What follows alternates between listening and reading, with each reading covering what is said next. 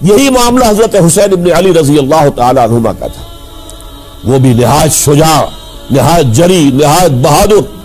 انہوں نے بھی کہا کہ یہ غلط قیصر و کسریٰ کی روایت جو شروع ہو رہی ہے اسے ہم نے ریزسٹ کرنا ہے اور اسے ہم آگے نہیں چلنے دیں گے.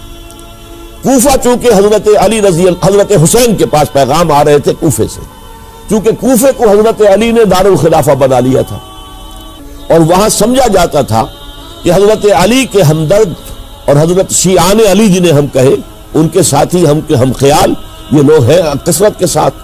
اور وہاں سے اب خطوط کا تانکا شروع ہو گیا، آپ یہاں آئیے، ہم بے تاب ہیں، آپ کا استقبال کریں گے، آپ کے ہاتھ پر بیعت کریں گے تاکہ یہ جو قیصر و کسریٰ کی سنت شروع ہو رہی ہے اس کو روکا جا سکے. وہ تانکا بجا ہوا ہے خطوط کا. تو حضرت حسین رضی اللہ تعالیٰ عنہ نے فیصلہ کر لیا کہ میں کوفے جاؤں گا. حضرت زبیر روکتے رہ گئے کہ نہیں، کوفیوں پر اعتماد نہ کیجیے، یہ زبانی کلامی ساتھ دیتے ہیں، جب ڈنڈا چلتا ہے تو پھر یہ ہٹ جاتے ہیں میدان سے، ان پر اعتماد نہ کریں آپ. ایک ایک کر کے بھیڑ چھٹتی چلی گئی اور صرف چند افراد رہ گئے اور اس کے نتیجے میں حضرت مسلم بن عقیل شہید کر دیے. بلکہ ایک شخص خانی نے انہیں پناہ دی تھی کوفے میں، ان کو بھی قتل کر دیا گیا، شہید کر دیا گیا. اس پر یہ ہے کہ انہوں نے ایک شخص کے ذریعے سے پیغام دیا قتل کیے جانے سے پہلے کہ دیکھو میرا تو وقت آ گیا ہے، میں تو قتل ہو جاؤں گا، شہید کر دیا جاؤں گا، تو میرا پیغام حسین تک پہنچا دو رضی اللہ تعالیٰ عنہ کہ یہاں یہ بغاوت ہو گئی. لوگوں نے، کوفیوں نے، الکوفی لا یوفی، کوفی جو ہے وہ پورا نہیں کرتا اپنے عہد کو اور وفا کو. اس کا ایک ثبوت ہمیں مل گیا ہے، یہ سب کے سب منحرف ہو گئے بیعت سے. آپ جہاں تک آ گئے وہاں سے واپس چلے جائیے. اور حضرت حسین رضی اللہ تعالیٰ عنہ بامروت انسان، شریف النفس انسان، کیسے ممکن تھا غیرت مند غیور انسان وہ کیسے ان کی بات کو رد کر دیتا. لہذا اچھا چلو چلتے ہیں کوفے کی طرف. آگے بڑھتے چلے گئے، کربلا میں پہنچ گئے. جو کچھ وہاں ہوا ہے پھر آپ کو معلوم ہے. یہ ہے 10 محرم الحرام سن 61 ہجری. کیا مطلب ہے؟ حضور کے انتقال کے ٹھیک 50 برس بعد سن 11 ہجری میں حضور کا انتقال اور سن 61 ہجری میں حضور کے نواسے اور جن کے بارے میں حضور نے فرمایا سیدہ شباب اہل الجنہ، حضرت حسین شہید کر دیے گئے. اور اس کے بعد اس لشکر نے خیموں کو آگ لگا دی. ما شاء اللہ کان وما لم یشاء لم یکن. جو اللہ نے چاہا وہ ہوا اور جو اللہ نے نہیں چاہا وہ نہیں ہوا. حضرت حسین کو وہ عظیم شہادت اللہ نے دینی تھی، وہ اونچا مقام عطا کرنا تھا. اور پھر ان کی عظیمت، ان کا صبر، ان کا ثبات، ان کا استقلال. معلوم ہوا کہ اللہ تعالیٰ نے انسانوں کے اندر کتنی کچھ طاقت رکھی ہوئی اور کتنی کچھ صلاحیت اللہ نے ودیت کی. وہ جس طرح ڈٹے رہے، کھڑے رہے. واقعہ یہ ہے کہ وہ بھی نوع انسانی کے لیے ہمیشہ کے لیے ایک سبق ہے، اور وہ سبق یہ ہے کہ آپ حق، جو بھی آپ حق سمجھے اس حق کے اوپر ڈٹ کر کھڑے ہو جائیں. فرش التراب يضمني وهو غطاء. جی یہ نہیں ہونے دوں گا. حضرت عبداللہ ابن زبیر کی یہ رائے ہوئی we have to challenge، ہم مقابلہ کریں گے، ہم اسے پیسیولی قبول نہیں کریں گے. انہوں نے بیعت سے انکار کیا اور مدینہ چھوڑ کر مکے جا کر حرم کے اندر پناہ گزین ہو گئے. یہی معاملہ حضرت حسین ابن علی رضی اللہ تعالی عنہما کا تھا. وہ بھی نہایت شجاع، نہایت جری، نہایت بہادر. انہوں نے بھی کہا کہ یہ غلط قیصر و کسریٰ کی روایت جو شروع ہو رہی ہے اسے ہم نے ریزسٹ کرنا ہے اور اسے ہم آگے نہیں چلنے دیں گے. ان پر بھی جب دباؤ ڈالا گیا کہ بیعت کرو تو وہ کچھ وقت مانگ کر کہ دیکھیے میں ایسا شخص نہیں ہوں کہ تنہائی میں علیحدہ کمرے میں بیٹھ کر بیعت کروں. جب عمومی بیعت لوگے تم سب سے تو میں بھی آ جاؤں گا. اس وقت لوگ فیصلہ کریں گے. تو بس اس وجہ سے پھر وہ گورنر جو تھا اس وقت مدینے کا، اس سے اجازت لے کر آ گئے اور راتوں رات وہاں سے نکل کر وہ بھی مکے پہنچ گئے. تو اب یہ 4 جو ہے 2 گروہوں میں تقسیم ہو گئے، 2+2. 2 کی رائے یہ ہوئی کہ بات غلط ہے لیکن اس کی بنا پر خونریزی، جنگ و جدال، جنگ آپس میں خونریزی کرنا یہ صحیح نہیں ہے، بلکہ مصلحت اس میں ہے کہ اس کو قبول کر لیا جائے. پھر اللہ تعالیٰ کو بہتر حالات پیدا کرے گا اس کے ذریعے سے، تعلیم کے ذریعے، تلقین کے ذریعے سے. جیسے نبی اکرم صلی اللہ علیہ وسلم نے اتنا عظیم انقلاب برپا کیا تھا، ہم کوشش کریں گے کہ نظام حکومت کی اصلاح ہو جائے، لیکن اس وقت اگر ہم اڑ گئے تو پھر گویا کہ خونریزی اور فساد اور باہمی جنگ ہے وہ شروع ہو جائے گی. اور دو حضرات کی رائے ہوئی کہ نہیں، ہمیں ہر صورت میں رجسٹ کرنا ہے. خونریزی ہوتی ہے تو ہو، ہمیں جانیں دینی پڑتی ہے تو دیں گے، ہم شہادت قبول کریں گے، لیکن اس غلطی کو قبول نہیں کر سکتے. تو میں اس کے لیے عرض کر رہا ہوں، یہ تیسری شہادتوں کا جو دور شروع ہوا ہے. پہلا شہادتوں کا دور حضور کا دور، دین کو قائم کرنے کی جد و جہد میں جنہوں نے جانیں دی ہیں. دوسرا دور اس دین کے خلاف جو کاؤنٹر ریولیوشنری موومنٹس آئی ہے ان کو رفع کرنے کے لیے جانیں دینا. ہزاروں صحابہ کی جانیں اس میں بھی گئی ہیں، وہ سیلمہ ابن کذاب ہو یا مانعین زکوٰۃ ہو، ان کے خلاف جو جہاد ہوا. پھر ظاہر بات ہے کہ حضرت عثمان رضی اللہ تعالیٰ عنہ کے بعد جو فساد ہوا، وہ شہادتیں کیا تھی؟ اس دین کے نظام کو قائم رکھنے کے لیے، انٹیکٹ رہے، دشمن اس کے اندر رکھنے ڈالنے میں کامیاب نہ ہو جائے. اب تیسرا دور وہ آ رہا ہے کہ جب کہ داخلی طور پر اس نظام خلافت کے اندر زوال شروع ہو رہا ہے. اس زوال کو روکنے کے لیے کہ وہ اپنی اصل جو خلافت کا نظام اللہ نے اور اس کے رسول نے دیا ہے اس کی بنیاد پر قائم رہے، لہذا ہم ریزسٹ کریں گے اس تبدیلی کو اور میدان میں آ کر مقابلہ کریں. یہ حضرت عبداللہ ابن زبیر رضی اللہ تعالی عنہما اور حسین ابن علی رضی اللہ تعالی عنہما، اب ان دونوں میں ایک اختلاف ہوا. حضرت عبداللہ ابن زبیر کی رائے یہ تھی کہ یہ مکہ ہے، یہ اللہ کا گھر ہے، یہ حرم ہے، اور یہاں کے لوگ بہت سے برے اثرات سے ابھی تک بچے ہوئے ہیں، پاک ہیں، لہذا ہمیں یہاں رہنا چاہیے. اس کو مرکز بنا کر ظاہر بات ہے اسی مکے سے محمد الرسول اللہ صلی اللہ علیہ وسلم نے دعوت شروع کی تھی، وہیں سے وہ پھیل کر جو ہے ایک عظیم انقلاب کی شکل اس نے اختیار کی تھی، ایک عظیم مملکت جو ہے حضور چھوڑ کر گئے تھے. تو ہمیں مکے میں رہ کر ہی اپنی تحریک شروع کرنی چاہیے. لیکن ادھر حضرت علی کے پاس پیغام آ رہے تھے کوفے سے. کوفہ چونکہ حضرت حسین کے پاس پیغام آ رہے تھے کوفے سے، چونکہ کوفے کو حضرت علی نے دار الخلافہ بنا لیا تھا، اور وہاں سمجھا جاتا تھا کہ حضرت علی کے ہمدرد اور حضرت شیعان علی جنہیں ہم کہیں، ان کے ساتھی، ہم خیال یہ لوگ ہیں کثرت کے ساتھ. اور وہاں سے اب خطوط کا تانکا شروع ہو گیا، آپ یہاں آئیے، ہم بےتاب ہیں، آپ کا استقبال کریں گے، آپ کے ہاتھ پر بیعت کریں گے، تاکہ یہ جو قیصر و کسریٰ کی سنت شروع ہو رہی ہے اس کو روکا جا سکے. وہ تانتا بنا ہوا ہے خطوط کا. تو حضرت حسین رضی اللہ تعالیٰ عنہ نے فیصلہ کر لیا کہ میں کوفے جاؤں گا. حضرت زبیر روکتے رہ گئے کہ نہیں، کوفیوں پر اعتماد نہ کیجیے، یہ زبانی کلامی ساتھ دیتے ہیں، جب ڈنڈا چلتا ہے تو پھر یہ ہٹ جاتے ہیں میدان سے، ان پر اعتماد نہ کریں آپ. لہذا یہی مکے میں رہیے اور ہم دونوں مل کر ایک بڑی طاقت بن جائیں گے.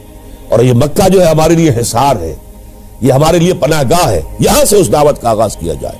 اب یہ افسوس ہے، اس سے اللہ کی مشیت سمجھا جائے، اللہ کی مرضی ہے. جو کچھ ہوتا ہے وہ تو بے اذن رب ہوتا ہے. اللہ اپنی مصلحتوں سے ہم سے زیادہ واقف ہے، ہم تو نہیں سمجھ سکتے. حضرت حسین نے فیصلہ کیا اور ڈٹ گئے اس فیصلے پر کہ میں کوفے جاؤں گا. اب یہ بھی بات قرآن مجید میں آیا ہے، حضور سے خطاب کر کے فرمایا گیا فَإِذَا عَزَمْتَ فَتَوَكَّلْ عَلَى اللَّهِ. جب ایک مرتبہ آپ ایک ارادہ کر لیں تو پھر اللہ پر توکل کیجیے. پھر یہ نہیں کہ کبھی آگے کبھی پیچھے، جاؤں یا نہ جاؤں، یہ نہیں، یہ تردد یہ نہیں، بلکہ یہ کہ ایک فیصلہ کر کے ڈٹ جائیے، اس لیے کہ جو بھی نتیجہ ہے وہ تو اللہ کے ہاتھ میں ہے. لہذا اللہ پر توکل کیجیے. فَإِذَا عَزَمْتَ فَتَوَكَّلْ عَلَى اللَّهِ. لہذا سب نے سمجھایا حضرت حسین کو کہ آپ کوفے نہ جائیں. سمجھانے والوں میں حضرت عمر بھی تھے رضی اللہ، حضرت عبداللہ ابن عمر بھی تھے رضی اللہ تعالی عنہ. اگرچہ کوئی قرابت داری جو ہے قریبی نہیں تھی، لیکن بہرحال امت کی ایک شخصیت، عظیم شخصیت تھے. سمجھانے میں سب سے زیادہ زور صرف کیا ہے حضرت عبداللہ ابن عباس نے رضی اللہ تعالی عنہما. اور حضرت عبداللہ ابن عباس کون ہیں؟ ایک رشتے سے حضرت حسین کے چچا ہیں، ایک رشتے سے حضرت حسین کے نانا ہیں۔ کیوں؟ حضرت علی اور حضرت عبداللہ ابن عباس چچا زاد بھائی ہیں، عباس کے بیٹے، ابو طالب کے بیٹے، عباس اور ابو طالب بھائی ہیں۔ تو یہ فرسٹ کزن تھے حضرت علی اور عبداللہ ابن عباس رضی اللہ تعالی عنہ، لہذا انہوں نے جب کہا تو گویا کہ ایک چچا ایک بزرگ سمجھا رہا ہے۔ اور دوسرے رشتے سے حضور نانا تھے حضرت حسین کے، اور حضور بھی کزن تھے حضرت عبداللہ ابن عباس کے، چچا زاد بھائی۔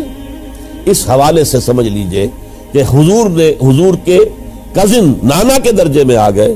تو یہ دو رشتے تھے حضرت عبداللہ ابن عباس کے، اور انہوں نے بڑی الہا و زاری کے ساتھ، بڑی اپنے مقام سے نیچے اتر کر خوشامد کی ہے، حسین خدا کے لیے باز آ جاؤ، حسین خدا کے لیے باز آ جاؤ، حسین اگر جانا ہی ہے تو اپنے بال بچوں کو لے کر نہ جاؤ۔ جس طریقے سے تمہارے باپ حضرت علی رضی اللہ تعالیٰ عنہ کو کوفہ کے اندر ذبح کر دیا گیا، کہیں ایسا نہ ہو کہ تمہیں بھی تمہارے بال بچوں کے سامنے ذبح کر دیا جائے، باز آ جاؤ۔ لیکن حضرت حسین اب اللہ کی طرف سے ان کے دل میں ایک ارادہ پختہ ہو چکا تھا، اور انہوں نے حضرت مسلم بن عقیل کو بھیجا تھا کہ جاؤ میری طرف سے کوفے والوں سے بیعت لے اور پھر مجھے اطلاع دو۔ وہ گئے، وہاں 12,000 افراد نے بیعت کر لی۔ اب ان کا خط آ گیا کہ یہاں تو فضا بالکل ہموار ہے، اتنے لوگوں نے بیعت کی ہے، باقی بھی جیسے ہی آپ سامنے آ جائیں گے سب بیعت کر لیں گے، لہذا یہاں پر وہ ریزسٹنس کے لیے گویا کہ ہمارے پاس طاقت اس کوفے کے اندر بہت مضبوط طاقت ہوگی کہ ہم یزید کی حکومت کے خلاف ریزسٹ کر سکیں۔ اس کے بعد ہوا کیا؟ یزید نے عبید اللہ ابن زیاد کو گورنر بنا کر بھیج دیا۔ یہ شخص تھا بہت ڈنڈا چلانے والا، اس نے سختیاں شروع کی تو بہت سے لوگ اس بیعت سے تائب ہو گئے، لیکن مسلم بن عقیل وہ میدان میں آئے اور ان کے ساتھ ہزاروں آدمی آ گئے جنہوں نے بیعت کی تھی، ابھی تک بیعت پر قائم تھے، اور انہوں نے گورنر کے گھر کا گھیراؤ کر لیا۔ گورنر کے ساتھ 30-40 آدمی تھے کل، وہ چھتوں پر چڑھ گئے، وہاں سے پتھراؤ کیا، اور وہاں سے جو 30-40 آدمی کوفے کے تھے ان سے کہا تم اپنے اپنے لوگوں کو کہو کہ چلے جائیں واپس یہاں سے۔ انہوں نے اوپر سے کہنا شروع کیا، ڈرایا، بہت خوفناک نتیجہ نکلے گا، اب عبید اللہ ابن زیاد تم سب کو ہلاک کر دے گا۔ ایک ایک کر کے بھیڑ چھٹتی چلی گئی اور صرف چند افراد رہ گئے، اور اس کے نتیجے میں حضرت مسلم بن عقیل شہید کر دیے، بلکہ ایک شخص حامی نے انہیں پناہ دی تھی کوفے میں، ان کو بھی قتل کر دیا گیا، شہید کر دیا۔ اس پر یہ ہے کہ انہوں نے ایک شخص کے ذریعے سے پیغام دیا قتل کیے جانے سے پہلے کہ دیکھو میرا تو وقت آ گیا ہے، میں تو اب قتل ہو جاؤں گا، شہید کر دیا جاؤں گا، تو میرا پیغام حسین تک پہنچا دو رضی اللہ تعالی عنہ کہ یہاں یہ بغاوت ہو گئی۔ لوگوں نے، کوفیوں نے، الکوفی لا یوفی، کوفی جو ہے وہ پورا نہیں کرتا اپنے عہد کو اور وفا کو، اس کا ایک ثبوت ہمیں مل گیا ہے، یہ سب کے سب منحرف ہو گئے بیعت سے، آپ جہاں تک آ گئے وہاں سے واپس چلے جائیے۔ جب حضرت حسین کے پاس یہ پیغام پہنچا اور انہوں نے ارادہ کیا کہ ٹھیک ہے یہ تو حالات بدل گئے، لہذا واپس چلنا چاہیے، شاید عبداللہ ابن زبیر کی رائے ہی صحیح ہے، ہمیں مکے ہی میں بیٹھ کر کام کرنا چاہیے، لیکن اب جو ہے عرب کا ایک خاص مزاج ہے۔ حضرت مسلم بن عقیل کے بیٹے آڑے آ گئے، اب ہم اپنے باپ کے خون کا قصاص لیے بغیر نہیں جائیں گے، اور حضرت حسین رضی اللہ تعالیٰ عنہ بامروت انسان، شریف النفس انسان، کیسے ممکن تھا غیرت مند غیور انسان وہ کیسے ان کی بات کو رد کر دیتا؟ لہذا اچھا چلو چلتے ہیں کوفے کی طرف۔ آگے بڑھتے چلے گئے، کربلا میں پہنچ گئے، جو کچھ وہاں ہوا ہے پھر آپ کو معلوم ہے۔ اس میں یہ بات ہے پہلے 1000 کا لشکر بھیجا تھا عبید اللہ ابن زیاد نے، اس پر حضرت حسین رضی اللہ تعالیٰ عنہ نے جو باتیں کہیں وہ کچھ اثر انداز ہو گئی۔ ان کا افسر جو تھا حر بن یزید تمیمی، وہ بعد میں حضرت حسین کا حامی ہو گیا اور حضرت حسین کے ساتھ ہی اس کو بھی شہادت نصیب ہوئی۔ پھر دوسرے کو بھیجا عمرو بن سعد۔ عمرو بن سعد بھی ایک بڑی عظیم شخصیت کا بیٹا تھا، حضرت سعد ابن ابی وقاص جو فاتح ایران تھے، اور جن کو غزوہ احد کے موقع پر حضور نے فرمایا تھا کہ اے سعد تیر چلاؤ، میرے ماں باپ تم پر قربان ہوں، جبکہ احد میں گھیراؤ کر لیا تھا حضور کا اور کفار قتل کرنے کے لیے ہجوم کر رہے تھے، اور کچھ حضرات تیر چلا چلا کے انہیں پھینک رہے تھے، دور جو ہے ہٹا رہے تھے، ان میں سے حضرت سعد بن ابی وقاص بھی تھے۔ پھر وہ فاتح ایران تھے، اسی لیے گورنر بن گئے تھے ایران کے۔ سعد جو ہے ان کا بیٹے، یہ عمر جو ہے، یہ اب ایک بڑے صوبے کا گورنر بھی تھا، اس وقت 4000 آدمی دے کر بھیجا، وہ بھی نرمی کرتا رہا، اس نے کوئی تشدد نہیں کیا، اس کے اندر بہرحال اپنے عظیم باپ کے خون کا کچھ اثر تھا۔ لیکن یہ کہ پھر ابن زیاد کو اطلاع مل گئی کہ عمرو ابن سعد جو ہے وہ تو لے تو لال کر رہا ہے، حملہ نہیں کر رہا، قتل نہیں کر رہا، بلکہ یہ کہ وہ تو اس راستہ بھی دینے کے لیے تیار ہے کہ نہ مدینے کی طرف جائیے اور نہ آپ مکے کی طرف جائیے، نہ کوفے کی طرف جائیے، بلکہ آپ چاہے تو دمشق چلے جائیں، یزید سے اپنا معاملہ کر لیں۔ اس پر ابن زیاد نے پھر وہاں سے خط لکھا ہے، میں نے تمہیں اس کام کے لیے بھیجا تھا، میں نے تمہیں حکم دیا تھا حسین سے میری بیعت لو، یعنی میری بیعت کے ذریعے یزید کی بیعت لو اور اسے پکڑ کر لا کر میرے سامنے پیش کرو۔ لہذا پھر اس نے ایک بہت خونخوار شخص کو زیادہ فوج دے کر بھیجا ہے، اور وہ جو ہے اس نے آ کر جو ہے شمر نے پھر اس نے فیصلہ کن معاملہ کیا۔ حضرت حسین رضی اللہ تعالیٰ عنہ نے ان دنوں میں جو وہاں گزرے ہیں، جتنے بھی کوفی آئے ہوئے تھے نا، اکثر و بیشتر تو کوفے کے لوگ تھے، ان سے کہا کہ میں خود نہیں آیا، تم نے مجھے بلایا تھا، اے فلاں ابن فلاں، کیا تم نے مجھے خط نہیں لکھا تھا کہ آؤ؟ اے فلاں ابن فلاں، کیا تم نے مجھے پیغام نہیں بھیجا تھا کہ یہاں تشریف لائیے؟ اور دیکھو میرے پاس تمہارے خطوط موجود ہیں۔ وہ ایک تھیلا جس میں کہ خطوط ہے وہ بھی لا کے میدان میں رکھ دیا۔ یہ حضرت حسین رضی اللہ تعالیٰ عنہ کی شرافت اور اپنی صاف دلی، کوئی اس کے اندر عیاری نہیں تھی ان کے اندر، معاذ اللہ ثم معاذ اللہ، لیکن یہ کہ اس کا نتیجہ اچھا نہیں نکلا۔ نتیجہ کیا نکلا؟ اب انہیں پتا چل گیا کوفیوں کو، اگر اب حسین زندہ دمشق پہنچ گئے یزید کے پاس تو یہ ہم سب کا بھاڑا پھوڑ دیں گے، ہماری شامت آ جائے گی، لہذا اب تو کسی صورت انہیں زندہ نہیں رہنے دیں۔ یہ ایک بڑا اہم واقعہ نوٹ کر لیجیے اس کو، اس لیے کہ حضرت حسین نے ایک ایک کا نام لے کر، اے فلاں ابن فلاں، اے فلاں ابن فلاں، اے فلاں ابن فلاں، کیا تم نے خط نہیں لکھا تھا؟ کیا تمہارا پیغام نہیں تھا؟ اب انہوں نے دیکھا کہ یہ بھانڈا اگر یزید کے ہاں جا کر پھوڑ دیا گیا تو پھر ہماری خیر نہیں ہوگی۔ یہی وجہ ہے حضرت حسین کو شہید کرنے کے بعد، یہ نوٹ کر لیجئے، 72 آدمی تھے کل، جس کو کہہ لیں لشکر حضرت حسین کا رضی اللہ تعالیٰ، ان میں سے 20 خاندان بنی ہاشم کے چشم و چراغ تھے۔ وہ بڑی بہادری سے لڑے، بڑی بہادری سے لڑے، ایک ایک نے لڑ کر جان دی ہے، بہت سو کو مارا ہے۔ یقاتلون فی سبیل اللہ فیقتلون ویقتلون، قتل کر بھی رہے تھے، قتل ہو بھی رہے تھے، ایک ایک کر کے قتل ہو رہے تھے، شہید ہو رہے تھے۔ 20 جو ہے خاندان بنی ہاشم میں سے شہید ہوئے ہیں۔ حضرت حسین رضی اللہ تعالیٰ عنہ کا ایک بہت ہی انفنٹ چھوٹا بچہ وہ بھی شہید ہوا ہے۔ باقی سب مرد، تمام مرد، سوائے ایک حضرت حسین کے بیٹے حضرت علی بن حسین زین العابدین کہلائے بعد میں، وہ بیمار تھے، وہ جنگ میں حصہ نہیں لے سکتے تھے، وہ بچ گئے صرف۔ اچھا، حضرت حسین شہید ہو گئے، یہ ہے 10 محرم الحرام سن 61 ہجری۔ کیا مطلب ہے؟ حضور کے انتقال کے ٹھیک 50 برس بعد، سن 11 ہجری میں حضور کا انتقال، اور سن 61 ہجری میں حضور کے نواسے، اور جن کے بارے میں حضور نے فرمایا سیدہ شباب اہل الجنہ، حضرت حسین شہید کر دیے گئے۔ اور اس کے بعد اس لشکر نے خیموں کو آگ لگا دی۔ یہاں نکتہ سمجھ لیجیے، آگ کیوں لگائی؟ انہیں معلوم تھا ہمارے خلاف ڈاکومنٹری پروف موجود ہے وہاں پر، وہ ہمارے خطوط کے تھیلے وہاں موجود ہیں، اگر وہ باقی رہ گئے تو ہماری شامت آ جائے گی، ہمیں کون بچائے گا؟ ورنہ ظاہر بات ہے کہ اگر تو وہ دشمنی کے انداز میں بات ہوتی تو خواتین کی بھی بے حرمتی کی گئی ہوتی، لیکن نہیں، کسی نے، ظاہر بات ہے کہ خانوادہ نبوت کی کسی خاتون کی بے حرمتی نہیں کی، قطعاً نہیں کی، قطعاً نہیں کی، قطعاً نہیں کی، لیکن خیمے جلانا ان کی ضرورت تھی تاکہ وہ ریکارڈ جو ہے ان کا وہ تلف ہو جائے، سارے خطوط جو ہے وہ جل جائیں تاکہ ان کے خلاف ثبوت باقی نہ رہے۔ یہ عظیم سانحہ کربلا ہے. اب چونکہ یہ ہماری تاریخ کے ان واقعات میں سے ہے جس پر بہت کچھ اختلافات ہیں، مختلف گروہوں کی تعبیرات بہت مختلف ہیں.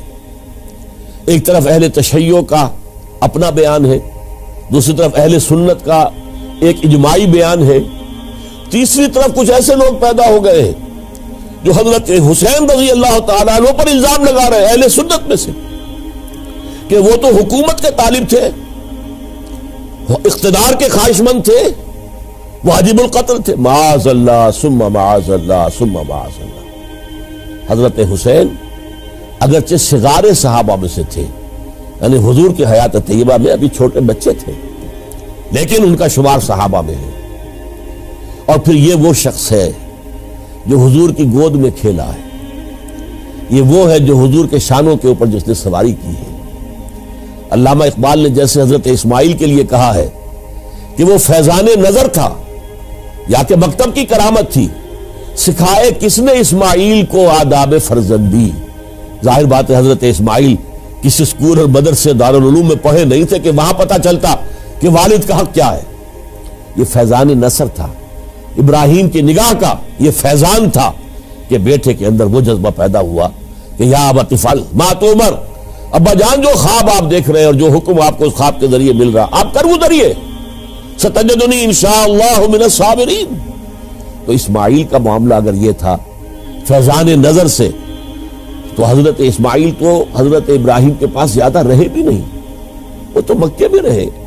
حضرت عثمان جو حضرت ابراہیم تو شام میں رہتے تھے، کبھی کبھی آ جاتے تھے، بس اس سے زیادہ معاملہ نہیں تھا.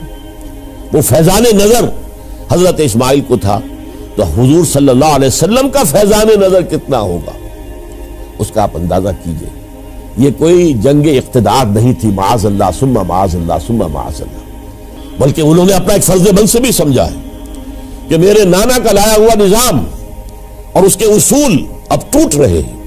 جیسے حضرت ابوبکر کا قول میں نے آج بھی آپ کو سنایا، ایبدل الدین وانا حی، کیا دین میں ترمیم اور تنسیخ کی جائے گی، دین کی باتوں کو بدل دیا جائے گا جبکہ میں ابھی زندہ ہوں. اسی طریقے سے گویا کہ زبان حال سے حضرت حسین اور عبداللہ ابن زبیر رضی اللہ تعالی عنہم ان دونوں نے یہ فیصلہ کیا کہ ہم روکیں گے اس کو. آپ اختلاف کر سکتے ہیں کہ حضرت حسین کی رائے صحیح تھی یا حضرت عبداللہ ابن عباس کی رائے صحیح تھی، یہ کہہ سکتے ہیں آپ، لیکن کسی کی نیت پر حملہ نہیں کر سکتے. اسی طریقے سے بعض لوگ جو ہے حضرت عبداللہ ابن عباس، عبداللہ ابن عمر، ان کی نیتوں پر حملہ کرتے. ان کو تو یزید نے دولت سے خرید لیا تھا، معاذ اللہ ثم معاذ اللہ ثم معاذ اللہ. یہ دونوں جلیل القدر صحابہ ہیں، یہ تو صغار صحابہ میں سے نہیں ہیں، یہ جوان تھے پورے حضور کے زمانے میں، جنگوں میں حصہ لیا ہے. حضرت عبداللہ ابن عمر نے، عبداللہ ابن عباس نے رضی اللہ تعالیٰ عنہما، انہیں کوئی رقم نہیں خرید سکتی تھی، کوئی دولت نہیں خرید سکتی تھی. جو رائے انہوں نے قائم کی دیانتاً قائم کی. اور ہمارے ہاں اصول یہ ہے کہ جب کوئی نئی صورتحال پیدا ہو جائے اور اجتہاد کی ضرورت پیش آ جائے اور پوری کوشش کر کے مجتہد اجتہاد کر رہا ہے، تو اگر اسے غلطی بھی ہو جائے، مجتہد مختی خطا کار، اس کو بھی اکیرا ثواب ملتا ہے. اور مجتہد مصیب وہ مجتہد کے جس کی رائے صحیح، جس کا فیصلہ صحیح ہے، اسے دوہرا ثواب ملتا ہے. تو ان کے مابین ایک اختلاف رائے کا ہوا، اجتہاد کا ہوا. آیا یہ غلطی اتنی بڑی ہے کہ امت میں تفرقہ پیدا کیا جائے، امن و امان کو برباد کیا جائے، خوریزی کا بازار گرم کیا جائے، یا نہیں؟ دو کی رائے یہ ہوئی. ان کی مخلصانہ رائے تھی، ان کی دیانت دارانہ رائے تھی. ہم ان کی نیت پر حملہ نہیں کر سکتے، آپ اختلاف کرنا چاہے تو کیجیے.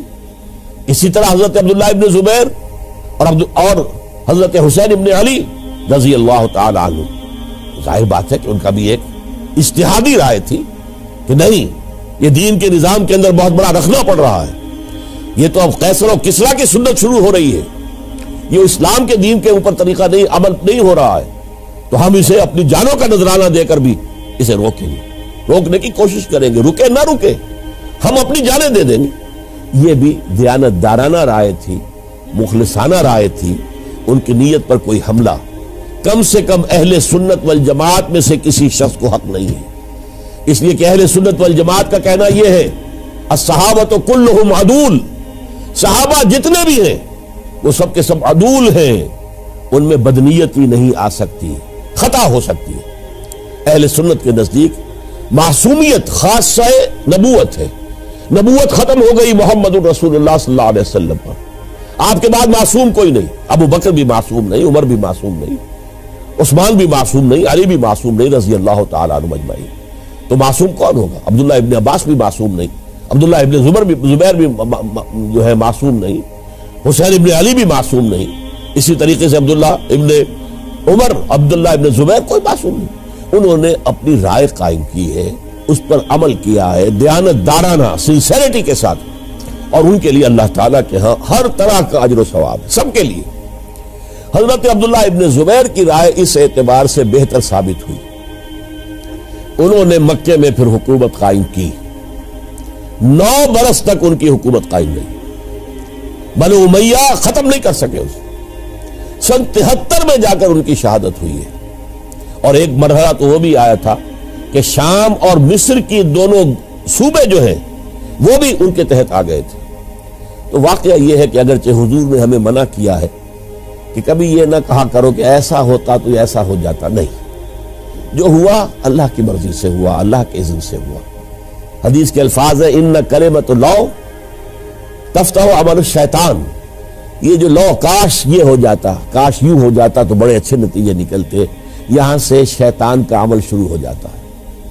ورنہ واقعہ یہ ہے کہ دل سے یہ بات نکلتی ہے، اگر حضرت حسین اور عبداللہ ابن زبیر یکجا ہو جاتے اور مکے کو اپنا مرکز بنا کر جو عظیم مقصد انہوں نے اپنے سامنے رکھا تھا کہ یہ جو روایت غلط آ رہی ہے اسلام کے دینی سیاسی نظام کے اندر، اس کو ہم روکیں گے، تو اللہ تعالیٰ انہیں کامیابی عطا فرما دیتا۔ لیکن یہ پھر ہم کہیں گے ما شاء اللہ کان وما لم یشاء لم یکن، جو اللہ نے چاہا وہ ہوا، اور جو اللہ نے نہیں چاہا وہ نہیں ہوا۔ حضرت حسین کو وہ عظیم شہادت اللہ نے دینی تھی، وہ اونچا مقام عطا کرنا تھا، اور پھر ان کی عظیمت، ان کا صبر، ان کا ثبات، ان کا استقلال، معلوم ہوا کہ اللہ تعالیٰ نے انسانوں کے اندر کتنی کچھ طاقت رکھی ہوئی ہے اور کتنی کچھ صلاحیتیں اللہ نے ودیعت کی ہیں۔ وہ جس طرح ڈٹے رہے، کھڑے رہے، واقعہ یہ ہے کہ وہ بھی نوع انسانی کے لیے ہمیشہ کے لیے ایک سبق ہے، اور وہ سبق یہ ہے کہ آپ حق، جو بھی آپ حق سمجھیں اس حق کے اوپر ڈٹ کر کھڑے ہو جائیں، اور اس میں پرواہ نہ کیجئے کہ آپ کی نفری کم ہے یا آپ کے ساتھ تعداد زیادہ، کوئی خیال نہ کیجئے، اس کے فکر نہ کیجئے کہ حالات ادھر ہیں یا ادھر ہیں، حالات سازگار آپ کے دشمن کے ساتھ ہیں یا آپ کے ساتھ ہے، کوئی فکر نہ کیجئے۔ حق حق ہے، اس کا ساتھ دینا لازم ہے، اس کے لیے جان دے دینا یہ سب سے بڑی کامیابی ہے۔ وَلَا تَقُولُوا لِمَن يُقْتَلُ فِي سَبِيلِ اللَّهِ أَمْوَاتٌ، ہرگز نہ کہنا ان کو جو اللہ کی راہ میں قتل ہو جائیں کہ وہ مردہ ہیں، بل احیاء، وہ تو زندہ ہیں، ولیکن لا تشعرون، یہ تمہیں شعور نہیں ہے۔ وَلَنَبْلُوَنَّكُمْ، اب یہ تمام مسلمانوں سے خطاب ہو رہا ہے، ہم تمہیں لازماً آزمائیں گے، بِشَيْءٍ مِّنَ الْخَوْفِ، خوف سے، وَالْجُوعِ، اور بھوک اور فقر و فاقے سے۔ حضرت حسین اور ان کے ساتھیوں کو پیاس کے ذریعے سے آزمایا گیا، حالانکہ دریا دور نہیں ہے لیکن پانی بند کر دیا گیا، کیسی کیسی شدت اور کیسے کیسے سخت حالات کا سامنا کیا، لیکن جھکے نہیں، گردن نہیں جھکی، ڈٹے رہے اپنے موقف کے اوپر۔ وَلَنَبْلُوَنَّكُمْ بِشَيْءٍ مِّنَ الْخَوْفِ وَالْجُوعِ وَنَقْصٍ مِّنَ الْأَمْوَالِ وَالْأَنفُسِ وَالثَّمَرَاتِ، اور ہم تمہیں جانی اور مالی نقصانات کے ذریعے سے آزمائیں گے۔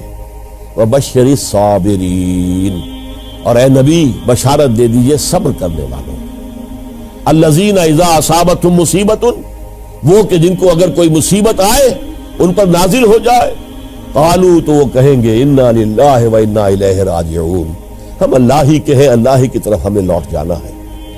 اولئک علیہم صلوات من ربہم ورحمہ، یہ ہیں وہ جن پر ان کے رب کی طرف سے صلوات ہے، درود ہے اور رحمت ہے، واولئک هم المہتدون، اور یہی ہدایت یافتہ ہے۔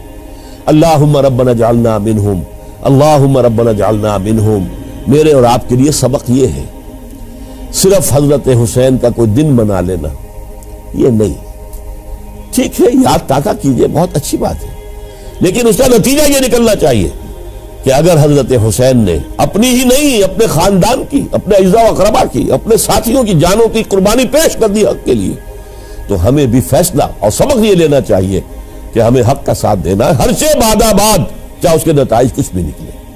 اقول قولی ھذا واستغفر اللہ لی ولکم ولسائر المسلمین والمسلمات۔